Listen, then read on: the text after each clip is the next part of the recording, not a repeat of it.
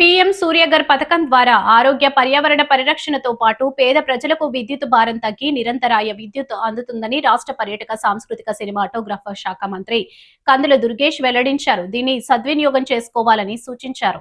నిడదవోలు మండలం గోపవరం ఎస్సీ కాలనీలో ప్రధానమంత్రి సూర్యఘర్ ముఫ్త్ బిజ్లీ యోజన పథకాన్ని మంత్రి దుర్గేష్ ప్రారంభించారు. ఈ సందర్భంగా పథకం విస్తృత ప్రచారార్థం సూర్యాంధ్ర ప్రగతి రథాలను పచ్చ జెండా ఊపి ప్రారంభించిన మంత్రి దుర్గేష్ స్వయంగా లబ్ధిదారుని ఇంటికి వెళ్లి సోలార్ మీటర్ ఆన్ చేశారు. అనంతరం ఇంటింటికి వెళ్లి కార్యక్రమం ద్వారా కలిగే లబ్ధిపై ప్రజలకు అవగాహన కల్పించారు. మంత్రి కందుల దుర్గేష్ మాట్లాడుతూ పేద వర్గాలకు లబ్ధి చేకూర్చాలన్న సంకల్పంతో కేంద్ర రాష్ట్ర ప్రభుత్వాలు పీఎం సూర్యఘర్ కార్యక్రమాన్ని రూపొందించాయన్నారు.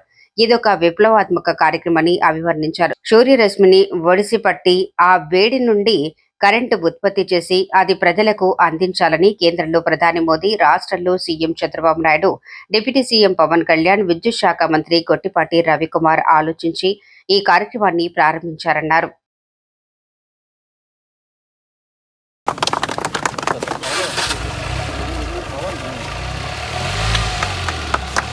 ఇక్కడ మన ఫౌండేషన్ కూడా ఇస్తాం.